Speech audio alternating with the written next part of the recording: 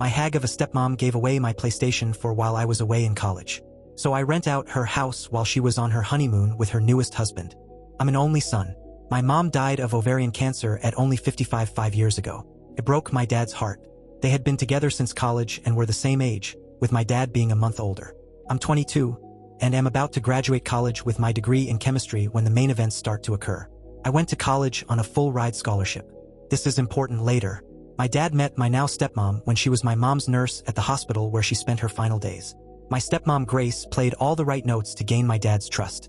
She was empathetic to him, nurturing, comforting after my mom passed. I was 17 and old enough to sense that she was just trying to weasel her way into getting my dad's resources, but it was up to my dad if he wanted to be in a relationship with her.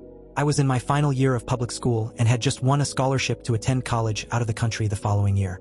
My dad mourned my mom for a year, and that whole time Grace would check in on him by phone every month or so, in my opinion to scope out the possibility of sinking her hooks in him. After a year passed, Grace took the gloves off and went hard after my dad. Grace was only 40 when she and my dad started seeing each other. I didn't like her, but at the same time my dad at least didn't seem so depressed anymore, so I tried to be less pessimistic about her and give her the benefit of the doubt. In my gut I didn't trust her, though. But we are Scandinavian, and at least in my family, the son does not tell his father what to do or even offer any opinion. Grace is from the Czech Republic, if you're wondering. My father was a very successful banker during his career and amassed quite a portfolio of wealth. I'll spare you the details, but after 6 months of dating, Grace and my father are married. My dad never really got over my mom though, and he was getting weaker and weaker even though he was only 57. Since his health was fading, he called me to him and asked me point blank, "Boy, what do you need to set you up in this life?" I told him I don't need anything. I'm a man and can take care of myself.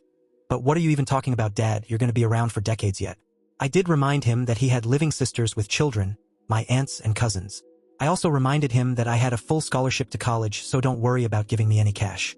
He was dead only a year later at 59. I of course have seen lots of Hollywood movies, so I consider the conspiracy theory that maybe my dad's nurse wife poisoned him and made him sign over all his money to her. But I really honestly do not think that's what happened. Other relatives didn't like Grace either, but they knew my dad was totally in love with my mom and that her death utterly broke him.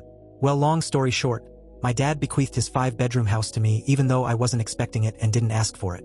He gave a small endowment to each of his sisters and their children. He left about 80% of all his existing money to Grace, which amounted to several hundreds of thousands of dollars. My dad ignored me because he's generous to a fault and still gave me several tens of thousands of dollars, which were of course very useful to me. Grace tried to put on a friendly front, but I could tell she was angry as hell that she didn't get my dad's house too. That belonged to me and I had the legal papers to prove it. She was especially mad because we live in an extremely upscale and trendy location, and houses are hard to come by and easily sold for massive profit. During the first few months after my dad's death, I had the nauseating, creepy experience of knowing that Grace was trying to feel me out to see if I might be into a little relationship with her. Gross. She still stayed at the house though because over the last 3 years she had gotten used to living there and acting like she owned it. And even though I officially owned it, I was always away at college and only visited my dad's old house once every couple of months, and even then it wasn't to see Grace, but to see my cousins who lived just a few miles away. I downplayed the fact that it was really my house, and over the months I think Grace gradually forgot that she really had no legal right to the house.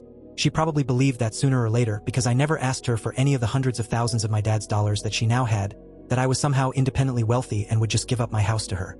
I knew I'd eventually hydrogen bomb this *TCH when she started dating some new guy only 5 months after my dad was in the ground, and one time when I came home from college after graduating, she and her new boyfriend, some sleazy-looking D-bag named Ivan who was only a few years older than me, were acting like I was a guest in my own house and that they owned it.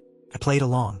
Grace told me she gave away my PlayStation 4 to Ivan's cousin because I'm too old to play with video games. I don't even know this motherf asterisk her, and you give him my PS4 to give away to some other sh asterisk t, who I also don't know? I quickly changed all my network passwords that same day. I smiled, but I knew what I had to do eventually. She also said that she and Ivan were getting married because I just can't mourn your father forever. I have to move on with life. I tell her that I graduated college and already secured employment with a local firm, and will soon find a new place to live. She looks thrilled, especially the part where it looks like I'll soon have a new place to live. Then in a patronizing way she tells me, "You always have a place in our house though. You are welcome to stay whenever you please." Thanks, Grace, really generous of you. What I really say is that I will probably have a new place in 3 months. She says that is wonderful because she intends to go to her homeland to have a wedding with Ivan and afterward have her honeymoon. She assures me it's a local affair, otherwise I'd invite you, honey. And anyway, I know you're so busy. I congratulate her. She asks me if I can watch the house for her. Watch my own house? Sure. What I really say is of course I will take care of the house. I am careful to not say your house. She and her D-bag fiancé, who I am 100% sure is only there for Grace's money, go on their trip and I immediately put out advertisements in rental websites offering to lease my house. I hire movers and have all of Grace's furniture and possessions boxed up and put into a storage rental facility. I retain all of my parents' furniture that they had before my dad met Grace. Locks, changed, all of them. Within days, I am inundated with dozens of inquiries regarding my amazing, furnished house with fantastic views. I rent it to a wonderful young family, a barrister and his schoolteacher wife and their 2 preteen children. They pay me their first and last month's rent and sign a lease for a year. I warn them about my crazy stepmom who thinks this is her house, but I present them with contact information to my lawyer, the same lawyer my dad retained, in case they need any assurance that I'm on the level. I also give my lawyer the information about the storage facility, including the fact that I generously paid 4 months of storage in advance, which is a whole month longer than Grace's Czech honeymoon adventure. I then found a great apartment in the city near my new place of work. There I met a woman in a restaurant I frequent at night after a long workday. We have been dating 6 months now and are engaged to be married. Grace of course tried to shriek and cause trouble when she realized she got kicked out of my house, but my lawyer quickly shut her mouth without my having to ever speak to her garbage face again. From what I hear, her and her trash husband left the country and I assume they're blowing through my dad's money and will soon be broke like chavs usually become when they taste a little bit of what they think is the good life. So maybe Grace will go and try to exploit some other lonely man into giving her his money. Speaking of money, the house that I rent out is generating so much money that I not only am able to help pay for my cousin's college, but I moved into a larger apartment of my own, together with my fiancé. I love my job, but really, I could survive solely on renting my dad's old house. And to think, if Grace had only been cooler and nicer, I might have let her stay at the house, just to be a good sport. And definitely if she stayed the hell out of my room. But no, she had to act all proprietary, so I had to make her homeless as a wedding gift. Postscript. I bought another PS4, even though I didn't even use my old one that much. It didn't matter. It wasn't for Grace to give away. You don't give away other people's things. You give away your own things. Which is why I chose to kick Grace out of my house. Because it's mine and I decide who stays there.